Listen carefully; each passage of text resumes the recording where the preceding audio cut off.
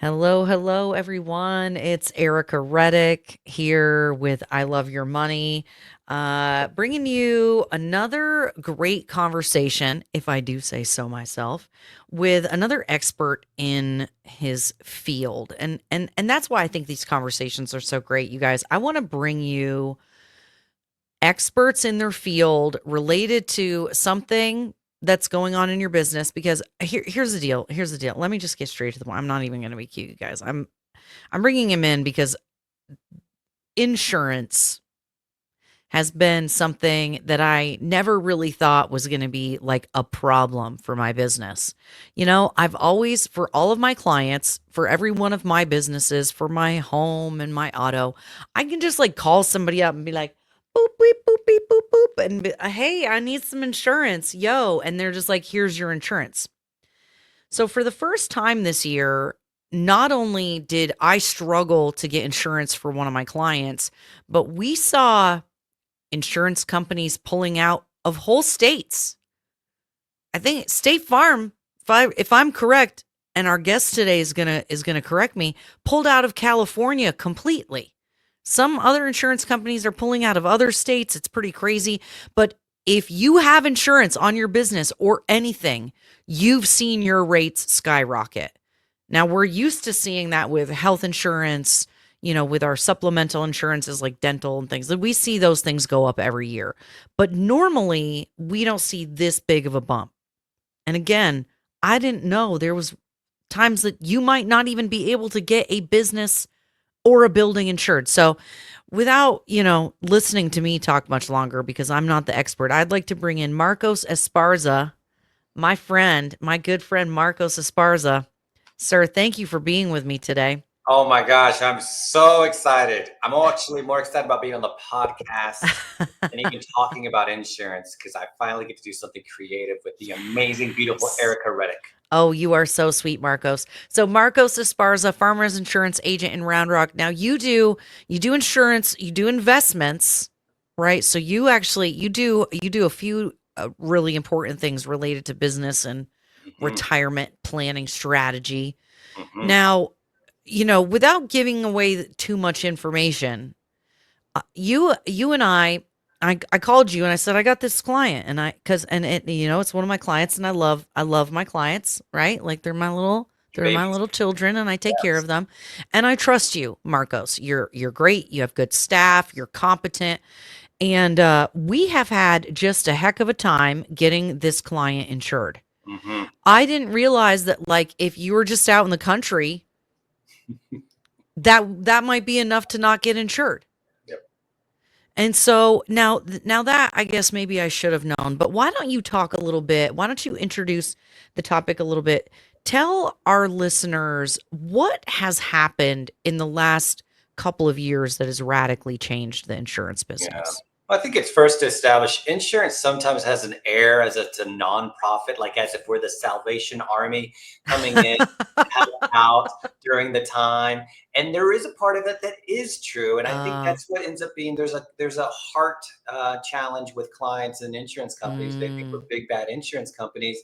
The challenge is that we are for profit and we do want to be there for when the moment arises, when there's a claim, and there's never such a thing as a fun claim. All claims are hard, from the bad, smallest to the bad, bad, hardest. bad. And then we want to be there for you. The challenge is that you got to have insurance companies that are profitable. Mm, And so then you have these clients who pay a premium and they want to make sure that they're covered during their time.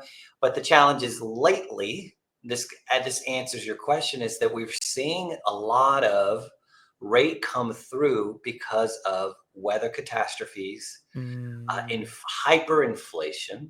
mm. Legal expenses are going up, medical expenses going up, the cost to underwrite, or which is a fancy way of saying to figure out how to price a risk, Yeah. is all going up. So expenses are just going up. And so, how do the insurance companies become profitable? Well, one of the levers they can push is increasing premiums.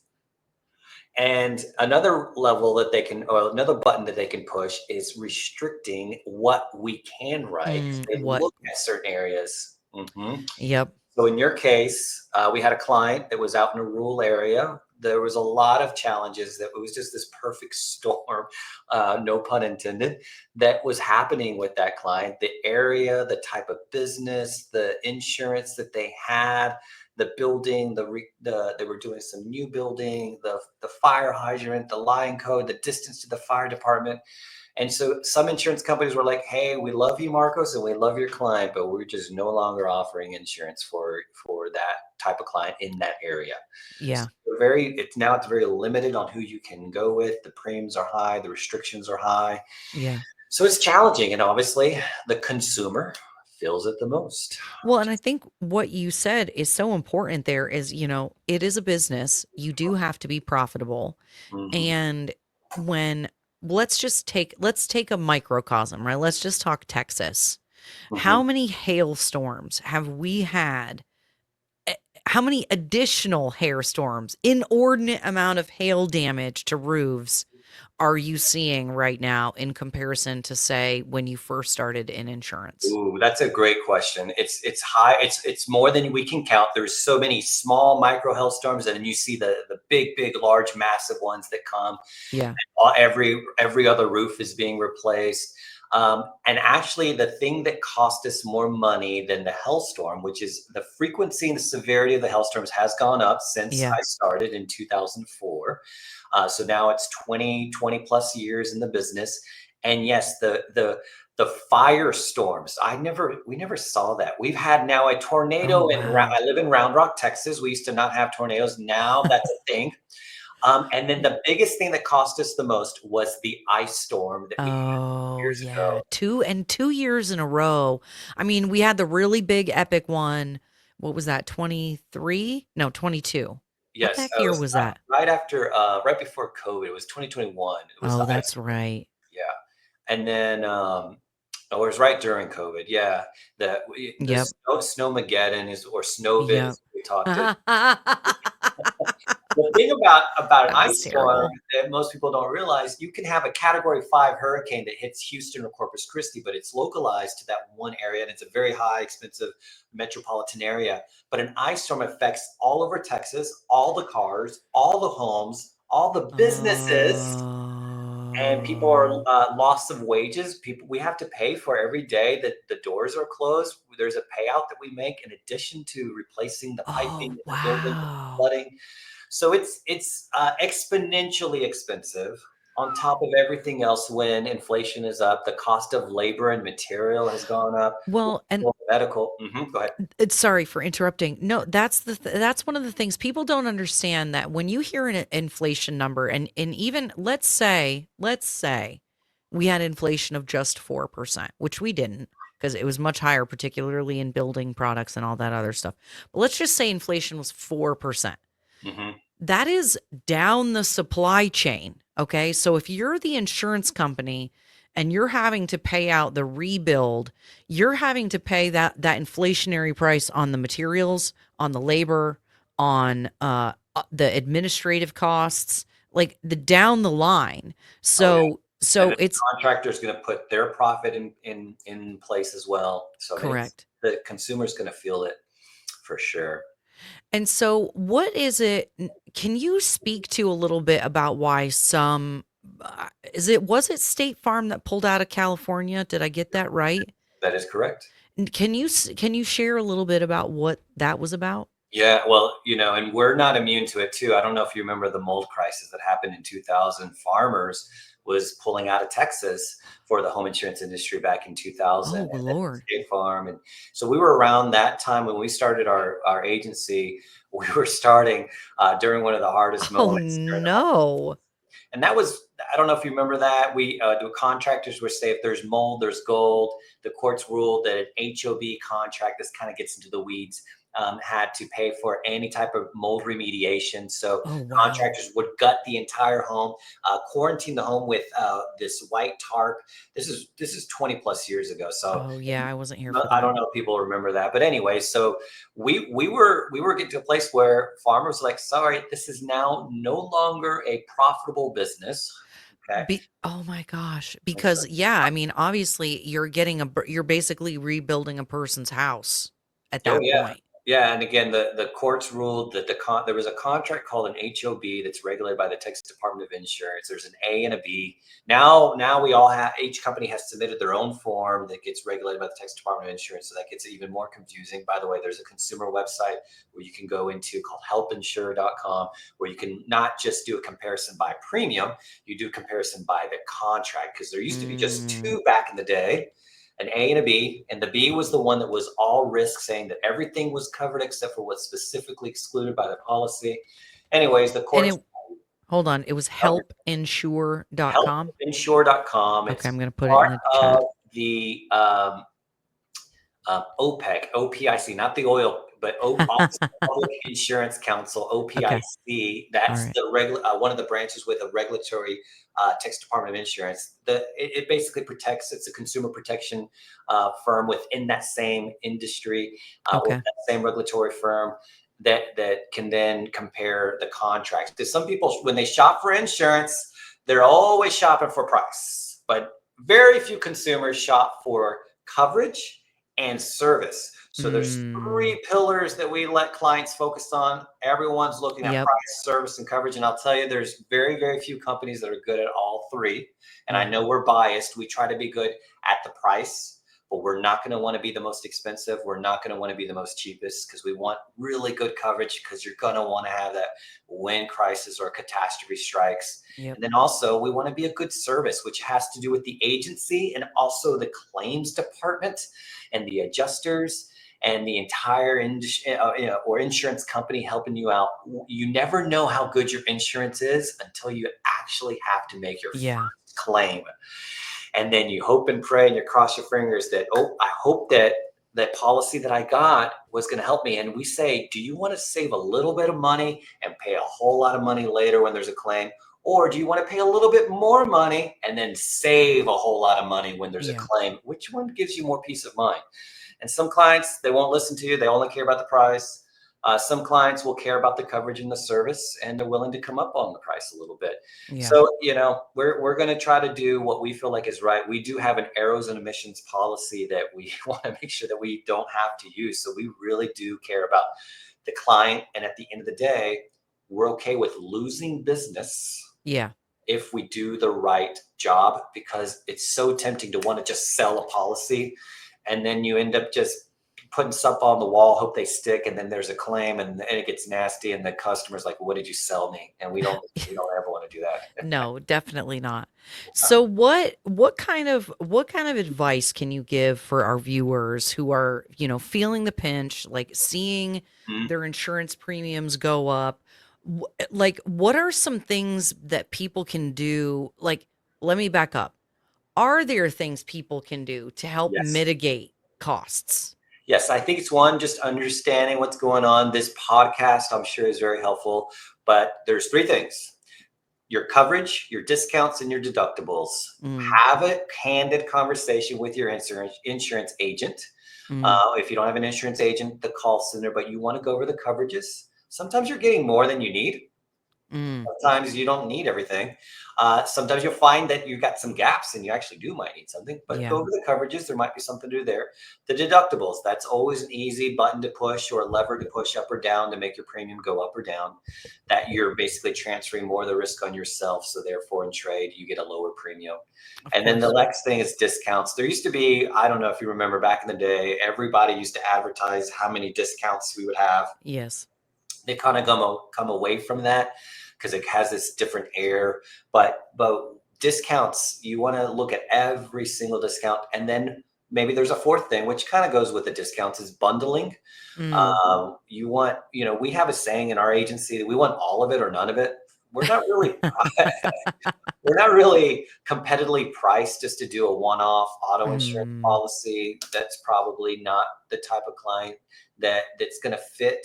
We're yeah. looking at doing their auto, the home, the life, the commercial, their investments, which is my favorite part. Not only Yeah. we were protecting your assets, we want to help you grow your assets, which is a lot funner conversation to have with our clients, by the way. But we can get into that later if you want. But those are a few things: coverages, discounts, deductibles, bundling your insurance, going through a review, an annual review with your client each, or with your agent each year. Yeah. making sure that you're going to get the most competitively priced policy. And that you're properly covered. So that was one of the things that I have found that, let me I am not a person, at least not at this stage in my life, that is more concerned about price, right? Like you were talking about the three pillars. Mm, I'm more concerned about service and coverage, right? Because I've been through enough to know that if the service is not good, it doesn't matter what the price is, and right. that's one of the things I really appreciate. People, I love this new commercial out. It's like, oh, well, did you know that like a big percentage of your auto insurance goes to the person, your agent, instead of the insurance? And I'm like, yeah, because when there's a problem, I want to call a human being. I don't want some call center in some place that's not America where they don't care about me. Right. And there's no like, oh, let me talk to the underwriter. I feel like one of the things you really do, or what I see you do, is like you really go to bat for your customers and try to figure out how can we make something work when there's not a cookie cutter for it. Yeah, it's challenging because there's very few solutions that are out there, and you do have to think out of the box. And our agency offers multiple carriers, different insurance companies, so that's a really big blessing. Yeah. Not only are we part of a captive insurance company, we also can go outside and place business outside if it makes sense. So we're able to come up with some solutions, but it's a matter of having an agent, and by definition, an agent is an advocate for both the client and the insurance company. They're an intermediary Mm, between the two. We represent the company. We also represent the client, and sometimes we're going to be able to lean on one more than the other, depending on what's going to be best for the situation. yeah.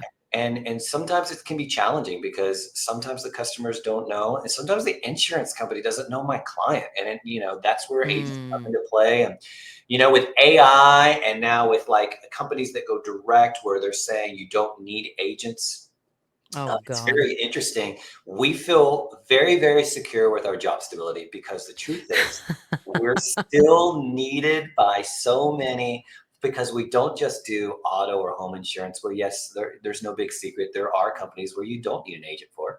But what we're going to do is do auto, home, life, commercial, health.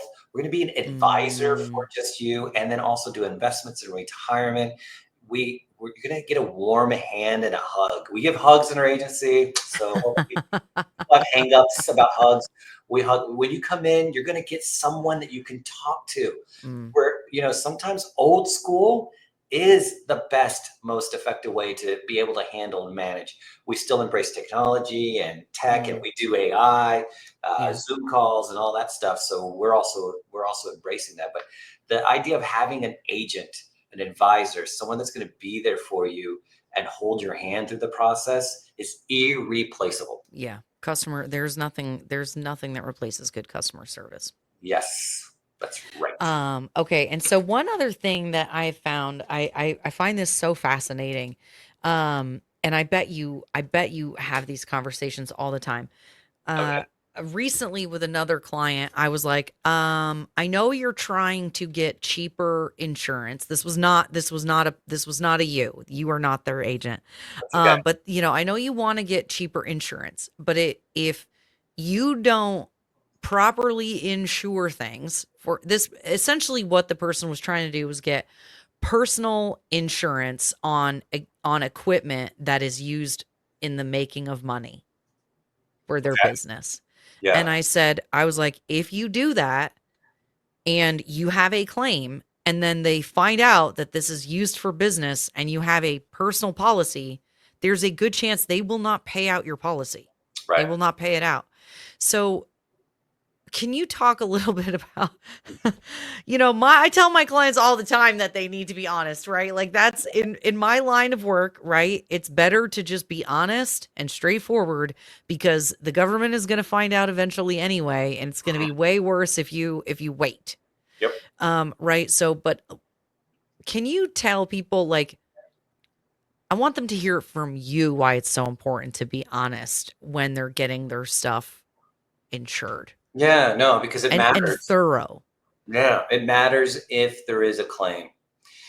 Now, here's what's interesting is I'm not an adjuster. That's a different license. An adjuster actually works for the company for the most part, where I'm an independent contractor that's an agent that represents the Mm, company. So when it comes to a claim, the adjuster actually, they're like the umpire of a baseball game. They're the one who's going to make the call, and it's their call that mm, matters. Now, whether you agree with it or not, that's a whole nother issue. yeah. But they're going to look at the policy. They're going to look at the claim situation. They're going to see what triggers the policy. And if there's stuff there like a personal Mm, item, I'm sorry, excuse me, a commercial business policy item that was on a personal policy and the policy was written incorrectly, either by because the client didn't disclose or mm, the agent was trying to put a square peg in a round hole. Sometimes the agents can be part of the issue. We're not oh, immune to a little bit of like trying to sell a policy so that we can put a little extra money in our pocket. So, you got to be careful of that. But okay. And then that's the, so the hold on. And that's why you said earlier that it's not worth selling somebody a policy that doesn't fit. That's where that comes yeah, from. and we have insurance for my insurance agency. So if I it's like a doctor who goes into surgery and then all of a sudden decides to make a malpractice event where you're having knee surgery and he replaced an elbow, that's going to be a problem and you're probably going to get a lawsuit. So we have insurance for that. Now, thank the Lord, knock on wood, we have never had an errors and omissions claim. We've never had a Yeah. malpractice policy, and we want to keep it that way. Yeah. Why? Because we want to have a good record. We want to have a clean slate. But at Yeah. the end of the day, the client also has the appropriate policy. And what that might mean, Erica, we might sell it and structure it and propose it to the client a certain way and actually lose the sell, Mm, and that's okay. I have peace in my mind that if we do it right and we don't get the sell, it's going to come back to us in tenfold in another way. Or maybe the client's grumpy and is like, gosh, I got to pay this. I got to do it this way. I could have trimmed this and that. And then the claim comes and he's like, holy smokes, I drank the Kool-Aid. I yeah. am now understanding why to be insured properly matters. Yeah. So, you just always stay true and straight. Now, have I made mistakes? Yes, there's no such thing as a perfect person or a perfect business. But Mm, one thing we pride ourselves is that when we do make a mistake, we own it and we use it as an opportunity to repurpose it to make ourselves even better than before. And yeah. that's the companies I like to do business with. I don't like to do business with perfect companies.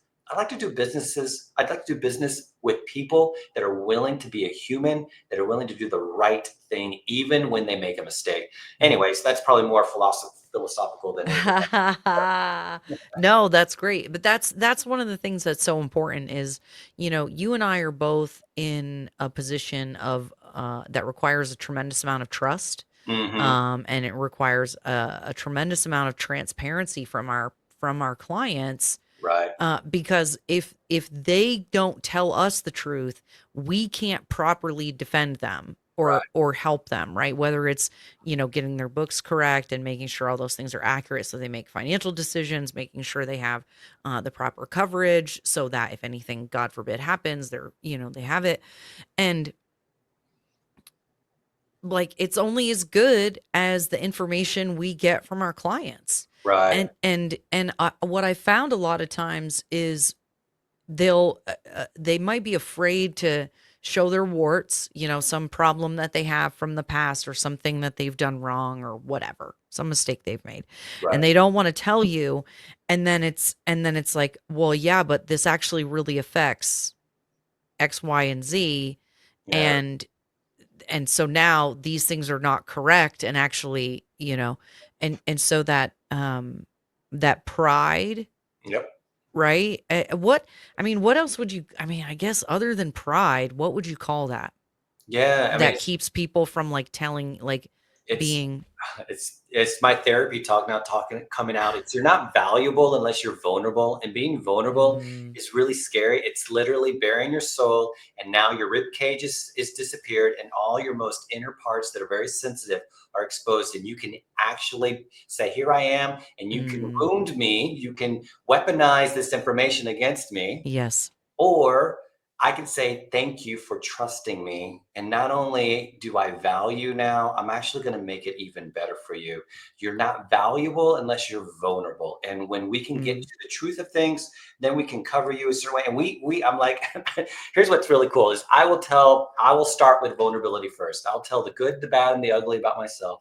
Because the yeah, truth is, I need to know the good and the bad and the ugly about what's going on with your health or your business or your investments or everything in mhm, between, whatever we insure, because we need to know it all so that we can then get to the real truth and then yeah, insure it the most proper way. And then at the end, we're going to also be bonded between that client now, but then we're also doing it the right way. I've seen it all, heard it all. There's yeah, nothing that people tell me that isn't crazy. It's just now, are you willing? Do you feel safe to talk? yeah, And how can I promote that safetiness? And the truth is, what we do is actually we start off with being vulnerable with our clients first.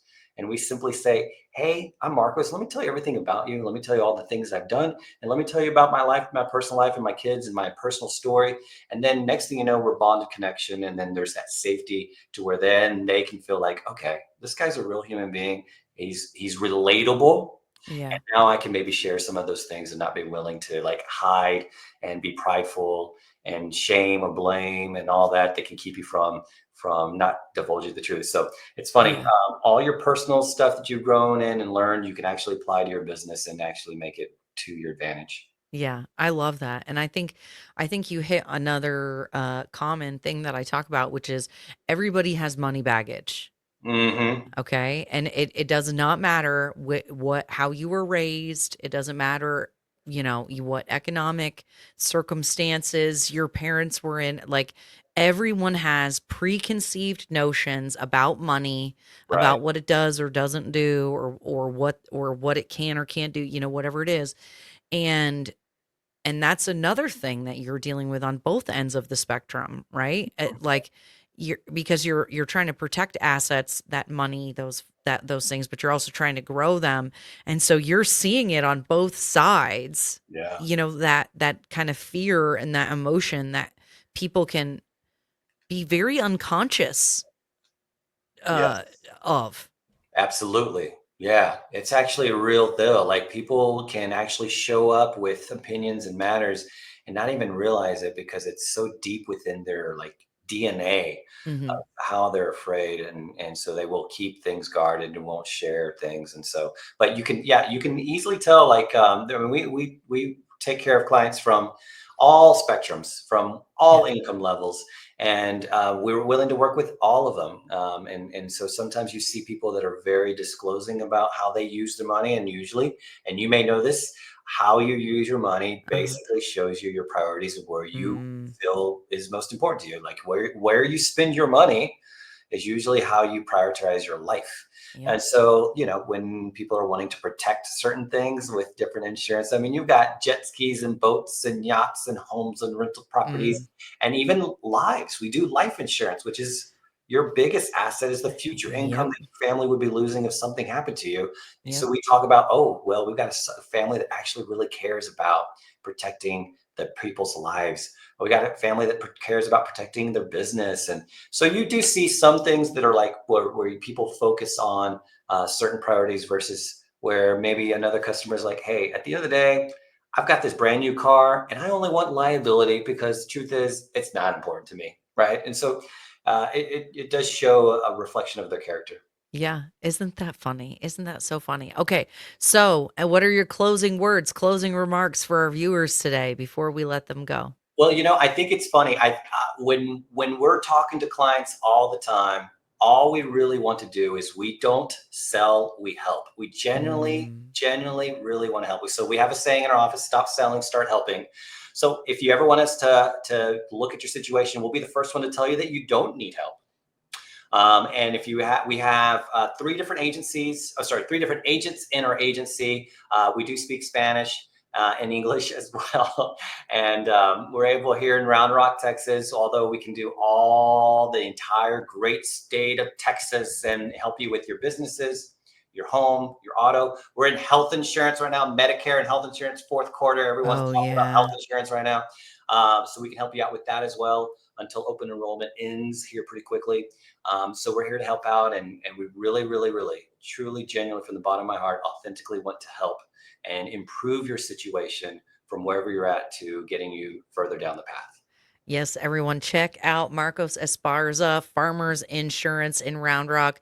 Go check him out. His website and all the details are in the description. And seriously, if you are in business and you have not had your insurance policy reviewed recently, I had a client have a major loss this year, and Mhm. because they did not have the correct insurance policy, it was not covered. And so it is worth the time, it is worth the energy, and it's free. It's free. It's free. Y'all, No it's brainer. free. Okay. It's just a little bit of your time and a little bit of your energy. So don't be a bum. Protect yourself. Call Marcos. And in the light of Thanksgiving, I want to say, Ericka, I am grateful for you and your husband and all the energy and positivity that you put out to the world.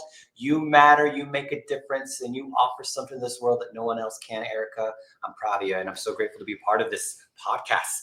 We Thank did you, it. Marcos. Thank you, Marcos. You're I welcome. love you. You're I freaking love you. awesome. You're the best. You Thanks. guys can see why he's my freaking insurance agent. And we'll say goodbye with the commercial for my book, y'all. All right. See you next Bye, time. guys. Hi there, ladies and gentlemen. My name is Ericka Reddick. I'm a fractional CFO and also known as the Fixer. So, if you are a small business owner and you're trying to understand your finances, or you're an entrepreneur and you know that you need to understand some things before you get started, Audit Armor Fortifying Your Financials is an excellent book for you. Grab your copy today, grab the freebies, and make sure to stay tuned because we've got some great webinars and other things for you coming up soon.